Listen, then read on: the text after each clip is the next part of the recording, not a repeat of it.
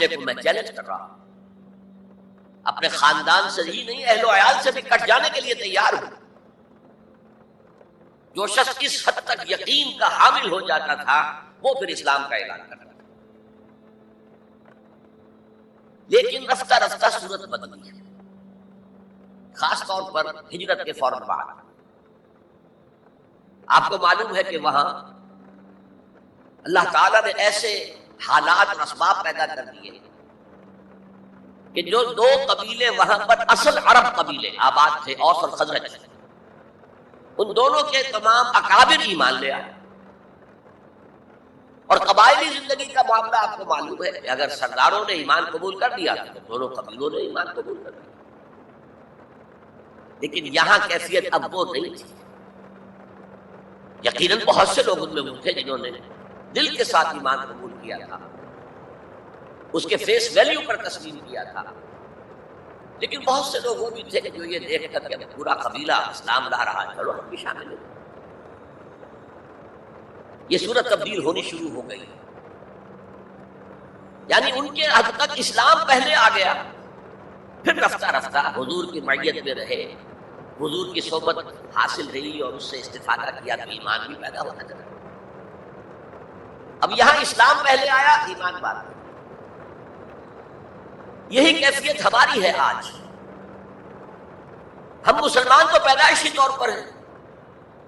مسلمان والدین کے گھر میں پیدا ہوئے، اللہ یہ کہ کوئی اور کسی دوسرے مذہب سے تعلق رکھنے والا ایمان قبول کرتا ہے، اسلام قبول کرتا ہے، تو اسے بھی اپنے خاندان سے کٹنا پڑتا ہے، اسے تو اسی طرح کے حالات سے، چاہے وہ مار پیٹ اور وہ پرسیکیوشن اور وہ تشدد اور وہ ٹارچر نہ ہو جو ہو رہا تھا مکہ مکرمہ میں، لیکن بہرحال کافی کچھ قیمت انسان کو ادا کرنی پڑتی ہے اپنے اسلام کے قبول کرنے۔ لیکن ہماری 99,999 فی لاکھ جو اکثریت ہے وہ تو انہیں پر مشتمل ہے جو آباء و اجداد کی وجہ سے due to accident of birth مسلمان ہے۔ تو اسلام تو پیدائشی طور پر مل گیا، پیدا ہوتے ہی داہنے کان میں اذان پڑھی گئی، بائیں میں اقامت گئی۔ بڑا عجیب سا لگتا ہے، ایک صاحب نے جب بیان کیا کہ میں واقعی چوٹ گیا، انسان کی پیدائش کے وقت اذان دی گئی اور اقامت کہی گئی، نماز پڑھی گئی، اور اس کے انتقال کے وقت نماز پڑھی گئی بغیر کسی اذان کے، بغیر کسی اقامت کے۔ گویا کہ اس نماز کی اذان اور اقامت پیدائش کے وقت ہے جو نماز جنازہ کی شکل میں اس کی موت پر پڑھی جا رہی ہے۔ اور یوں کہا جا سکتا ہے کہ ہماری یہ دنیاوی زندگی بس اتنے ہی وقفے کا نام ہے جتنی کہ اذان اور اقامت اور نماز کے درمیان۔ بہرحال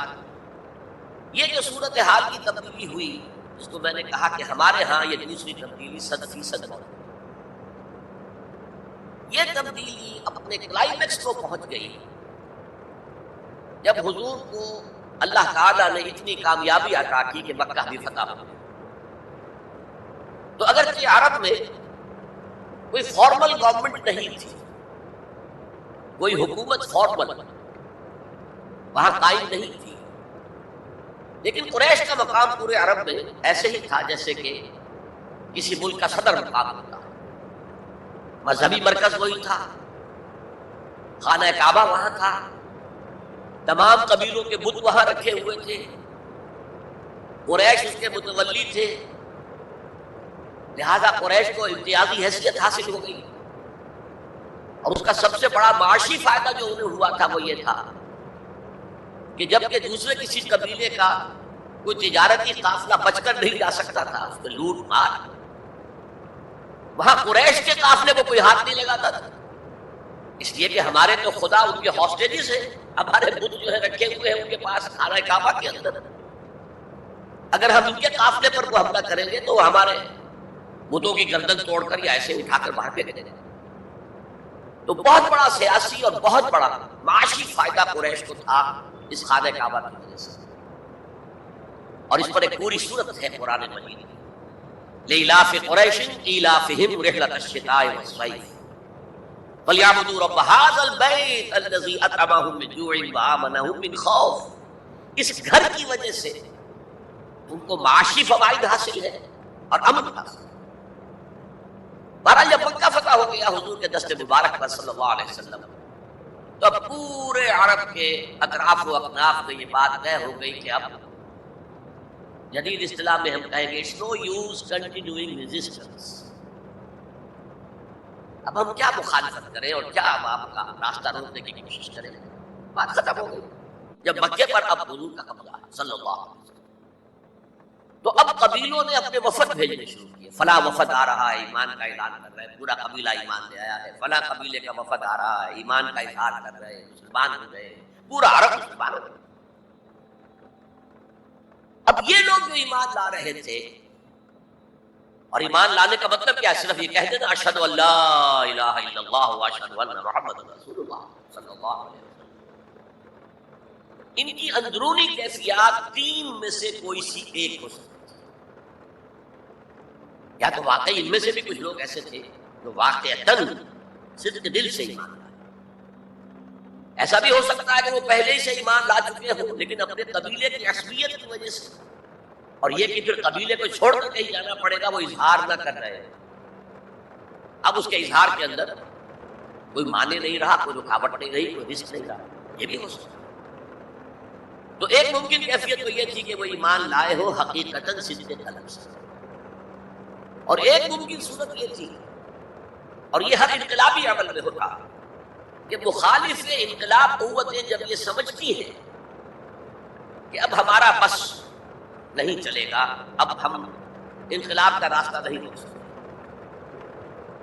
تو بظاہر سرنڈر کر دیتے ہیں، لیکن دلوں میں ایک ارادہ ہوتا ہے دیکھیں گے کوئی موقع ملا، وہ حالات بدلے تو پھر اس سے نپٹ لیں۔ اگر کسی نے اس نیت سے اسلام کا اظہار کیا تو وہ گویا کہ منافق ہے، لیکن بہت سے لوگوں کی کیفیت ہو سکتی ہے نظری اعتبار سے کہ نہ مثبت طور پر ایمان ہے نہ منفی طور پر نفاق ہے، کوئی دھوکہ دینے کا ارادہ بھی نہیں، کوئی صرف ٹائم گین کرنے کے لیے اسلام کا اظہار نہیں کیا، تو گویا کہ یہ پازیٹیو ویلیو ایمان کی +1 +2 +3 +4 ایمان کے درجے ہیں، ایک عام آدمی کا ایمان ہے، ایک ابو بکر صدیق کا ایمان ہے، زمین و آسمان کا فرق ہے۔ خود صحابہ میں یہ درجہ بندی تھی، اور ہم تو اپنے ایمان سے کیا نسبت کیا تناسب قائم کریں گے صحابہ کے ایمان کے ساتھ، بالخصوص ابو بکر صدیق جیسے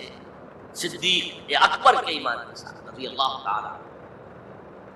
اسی طرح -1 -2 -3 -4 یہ منافقت کے درجے ہیں، کس درجے کا نفاق ہے، کس درجے میں ڈٹرمینیشن ہے کہ we have only to buy time، اب اس کے سوا چارہ نہیں ہے، اب ہم ریزسٹ نہیں کر سکتے، it's no use continuing resistance، سر جھکا لو and wait for some occasion opportunity کہ پھر کھڑے ہو اور اس انقلاب کو انڈو کر دے، ختم کاؤنٹر ریولوشنری موومنٹ جیسی کہ بالفعل ہوئی، جھوٹے نبی کھڑے ہو گئے، اور ایک مرحلہ تو ایسا آیا کہ معلوم ہوتا تھا کہ پورا عرب مرتد ہو گیا، جیسے وہ شکل تھی اذا جاء نصر اللہ والفتح ورأیت الناس يدخلون فی دین اللہ افواجا، اس کے بالکل برعکس پوزیشن ہو گئی یخرجون من دین اللہ افواجا، اسلام جو ہے وہ صرف چند شہر جو ہیں حجاز کے ان تک محدود ہے۔ ابن تیمیہ رحمۃ اللہ علیہ نے ایک عنوان قائم کیا ہے، اثبات الاسلام بغیر الایمان، اسلام کا اثبات، تسلیم کر لینا اسلام کو بغیر ایمان کے، اس آیت کے حوالے سے قالت الاعراب آمنا قل لم تؤمنوا ولكن قولوا اسلمنا ولما يدخل الايمان في قلوبكم۔ اب اگلا ٹکڑا اس آیت کا یہ ثابت کر رہا ہے کہ وہ منافق نہیں تھے، وَإِن تُطِيعُوا اللَّهَ وَرَسُولَهُ لَا يَلِدْكُم مِّنْ أَعْمَالِكُمْ شَيْئًا، اگر تم اللہ اور اس کے رسول کی اطاعت کرتے رہو، اس لیے کہ اسلام کی معنی یہ تو ہے، یہ تو لازماً کرنا ہوگا، وہ دور جو ہے آج کی طرح تو نہیں تھا کہ نماز نہ پڑھو تب بھی مسلمان، پڑھو تب بھی مسلمان، کروڑ پتی ہونے کے باوجود حج نہ کرو تب بھی مسلمان، یہ بات تو نہیں تھی اس وقت، یہ کہ اطاعت تو کرنی پڑتی تھی، اس لیے کہ اطاعت تو ظاہر ہو جاتی ہے، کر رہا ہے کون نہیں کر رہا، ایک چھوٹی سی بستی مدینے کی، ان میں کون نماز پڑھ رہا ہے کون نہیں پڑھ رہا، صاف واضح ہوتا تھا، زیادہ منافقین کو بھی آ کر نماز پڑھنی پڑتی، بلکہ جو رئیس المنافقین تھا وہ ہمیشہ پہلی صف میں ہوتا تھا، اور جب حضور صلی اللہ علیہ وسلم خطبہ دینے کے لیے کھڑے ہوتے تھے تو پہلے وہ کھڑا، اور کہنا لوگوں دیکھو ان کی بات توجہ سے سنو، یہ اللہ کے